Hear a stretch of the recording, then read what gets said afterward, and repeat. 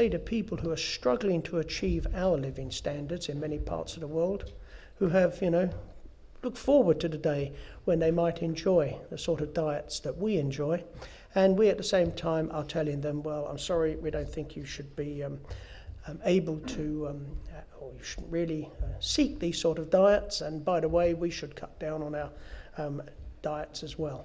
This really isn't going to work.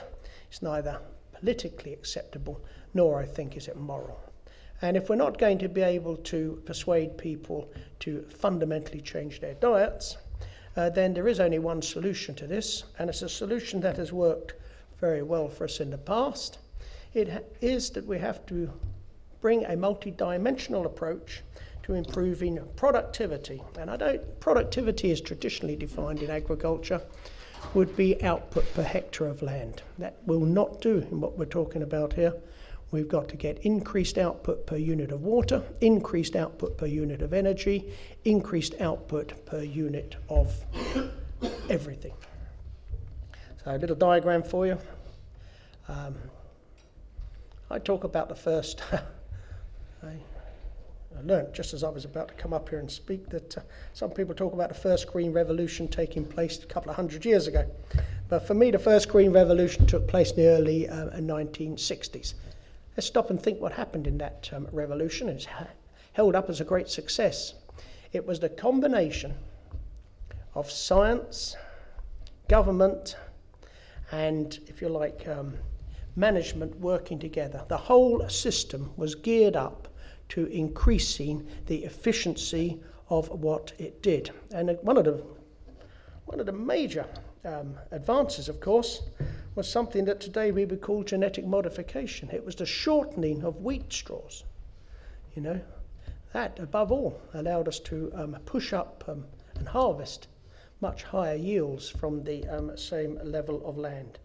And therefore, it's pretty obvious to me, if we're going to rise to the challenge which has been outlined to you, we're going to need, a second green revolution. You're going to need, much more attention to management strategies, science and technology that can deliver these benefits for us.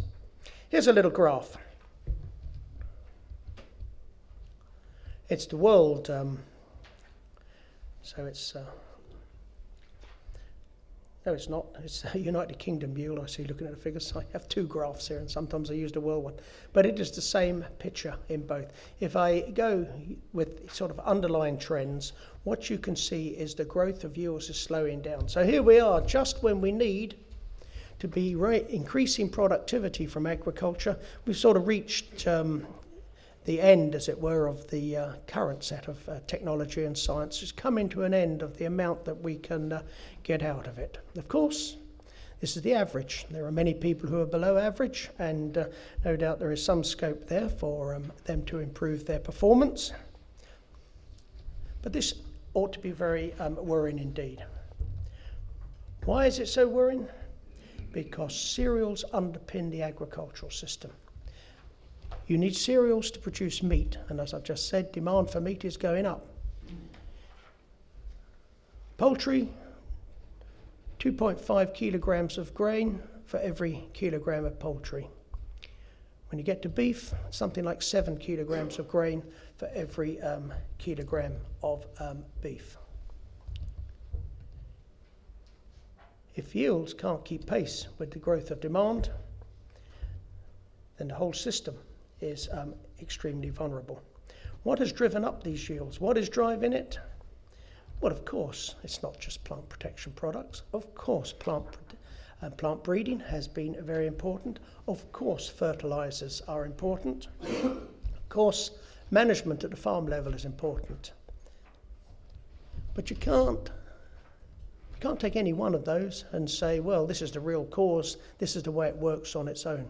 You have to take fertilizers, plant breeding, management, and plant protection products as an integrated system.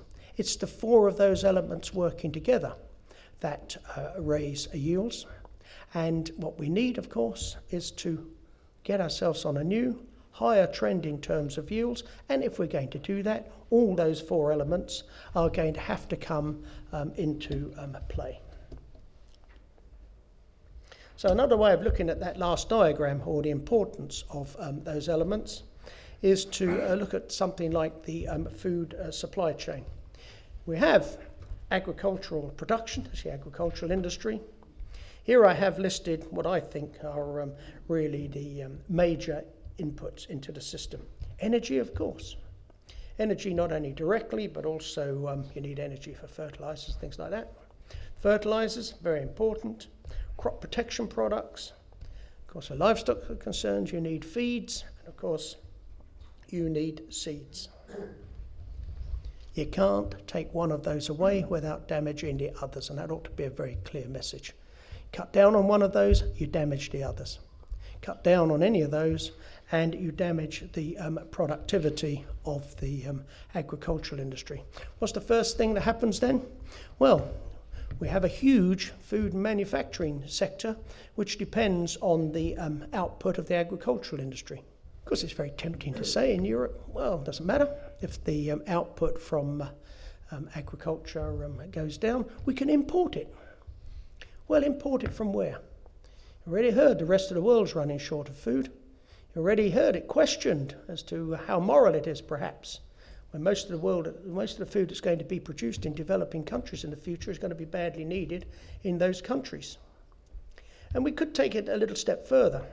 We could, if we're trying to look at the true value of crop protection products, we could look at this system and say, well, let's take them out of it. Let's see just what would happen if crop protection products did not exist. Then how much damage would you do to this system? Best estimates suggest that if you stopped using crop protection products tomorrow, yields, those yields I've spoken about, would fall by something like a half on average. At a stroke, you've reduced the output of crops by a half, and at a stroke, you have put enormous pressure on the whole of the food system because of the link to feeds. In Europe, the agricultural industry's sales are, something like 340 billion euro, and it employs 11.2 million people. What do you think would happen if you remove crop protection product from this? Would prices just go up and then farmers are happy, they'll dance around? Well, no, because half of those increases in those cereal prices are going as higher costs to livestock farms. And why are the prices going up? Because there's restriction in supply. And, if we are going to think in terms of removing crop protection products, if we're trying to analyse it from the point of view of what would happen without crop protection products in Europe, are we entitled to think the rest of the world would have crop protection products? Your ability to import suddenly vanishes. Suddenly you have a system where actually many of your livestock farms would themselves be driven out of business. They could not afford to buy the feed, they couldn't get hold of the feed in order to maintain their production. So the way we would cope in agriculture would be a significant reduction in the number of farmers, significant reduction in the amount of economic activity. Well, now what happens to their customers? What happens to the food manufacturers and processors? Now they're going to have greatly reduced supplies of foodstuffs, and indeed they're going to have to pay a great deal more for it. What happens to their businesses? Many of those businesses would find that they could no longer carry on. Many of those businesses, which as you can see here in Europe employ more than 4 million people, have sales of getting on for €1 trillion. You're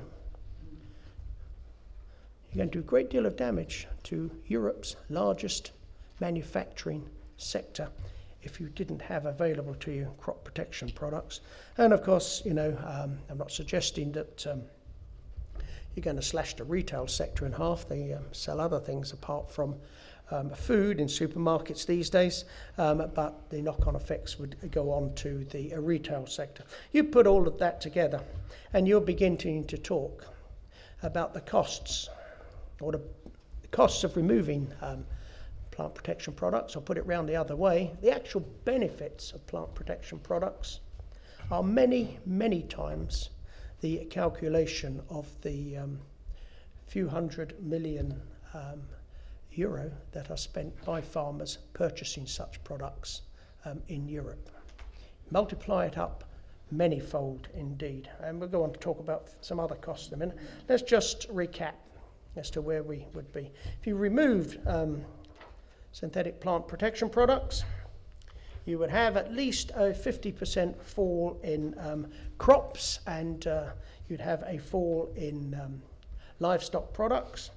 Not only would supplies go down, I think you would have also much more blemished produce, much less attractive for people to look at, and indeed a much higher instance of disease, much greater things like loss in storage, etc.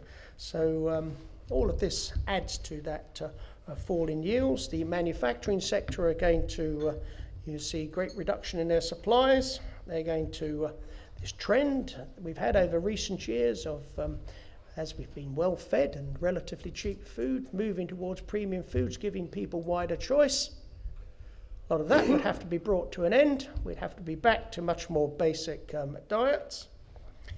I think I got carried away here. I don't think food prices would completely double, so you must forgive me for that. Maybe I was just getting excited at this stage.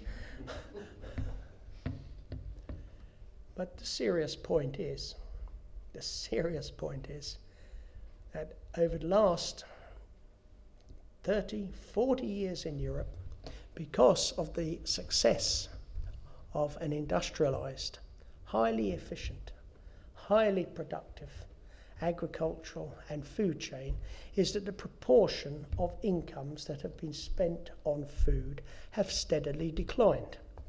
You know, we're talking around about 10% or so of, certainly in the more developed parts of Europe, of incomes being spent on food for consumption in the home. You've only got to go back 25 years and that figure was nearer 30%. Now, where's all that extra money gone? It's gone to other industries. It's gone to the purchase of other goods and services, which keeps many people employed in other parts of the economy. Start to reverse that trend, start to push us back to where we were 30 or 40 years ago. And of course, what you're doing is taking expenditure out of the rest of the economy, and therefore you are leading to higher levels of unemployment, lower levels of economic activity across the economy in general.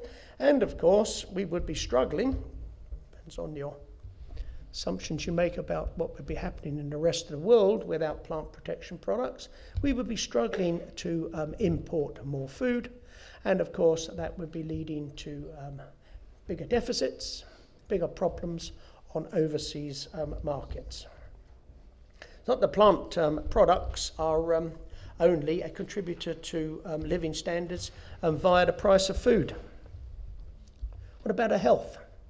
One of the reasons why we can have and eat so many fresh vegetables and fruit, which we're told is vital to good health, is because their cost is kept down by the use of plant protection products along with other inputs. What on earth would happen in the absence of plant protection products to the health of people? We're told we should be enjoying the countryside.